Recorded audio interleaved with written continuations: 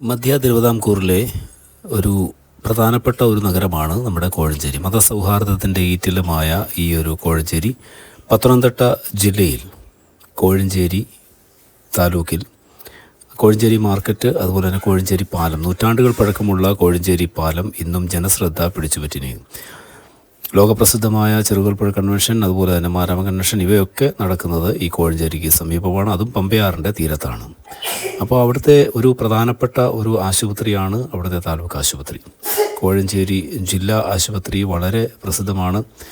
അവിടെ അനേക പാവം പിടിച്ച പാവപ്പെട്ടവർക്ക്, നിരാലംബർക്ക് ഒത്തിരി ആശ്രയമായിട്ടുള്ള ഈ ഒരു ഹോസ്പിറ്റൽ, അത് ഈ ഒരു ഗവൺമെൻറ്റിൻ്റെ കാലത്ത് അത് പുതുക്കി പണിയുകയാണ്. അതിൻ്റെ പുതിയൊരു ബ്ലോക്ക് ഉദ്ഘാടനം ഏതാനും ദിവസങ്ങൾക്കകം തന്നെ പൂർത്തീകരിക്കും. അതിൻ്റെ ഉദ്ഘാടനവും നടത്തപ്പെടും. അപ്പോൾ അതിൻ്റെ പണിയും കാര്യങ്ങളും, അവിടെ വലിയ ജനത്തിരക്കാണ് അവിടെ. കാരണം നിരവധി രോഗികളാണ് അവിടെ ഓരോ ദിവസവും എത്തുന്നത്.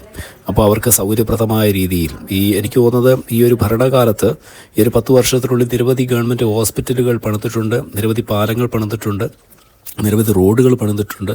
അപ്പോൾ ഇതും ഒരു നിലവുകുറിയായി മാറുകയാണ്. ഈ ഒരു ഗവൺമെൻറ്റിൻ്റെ, LDF സർക്കാരിൻ്റെ ഗവൺമെൻറ്റിൻ്റെ കാലത്തെ ഒരു പുത്തൻ പൊൻതൂവൽ കൂടി കോഴഞ്ചേരിക്ക്. ആറന്മുളയുടെ MLA ആയിരിക്കുന്ന, അതുപോലെ തന്നെ ആരോഗ്യവകുപ്പ് മന്ത്രിയായിരിക്കുന്ന ശ്രീമതി വീണ ജോർജ് MLAയുടെ നേതൃത്വത്തിലാണ് ഈ ഒരു പണികൾ നടക്കുന്നത്.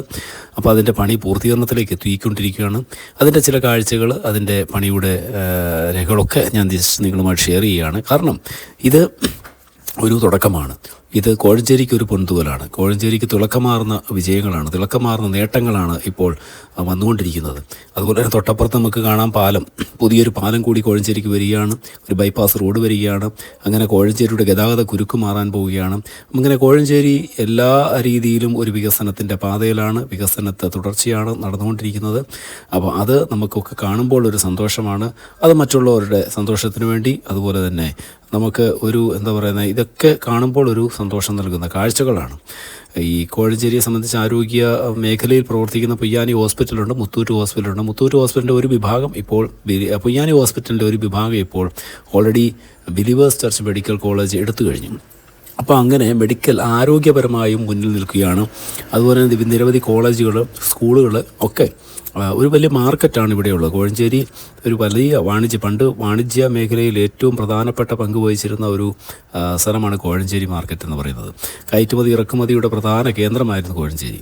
അപ്പം അങ്ങനെ എല്ലാം കൊണ്ടും കോഴഞ്ചേരി വളരെ പ്രസിദ്ധമാണ്. കോഴഞ്ചേരി താലൂക്ക് ആശുപത്രിയുടെ പുതുതായി പണിത ബ്ലോക്കിൻ്റെ ഉദ്ഘാടനം ഏതാനും ദിവസങ്ങൾക്ക് നടക്കും. അപ്പോൾ കൂടുതൽ വികസന കാര്യങ്ങളുമായിട്ട് നമുക്ക് വീണ്ടും കാണാം. അതുവരെ ഗുഡ് ബൈ, സീ യു.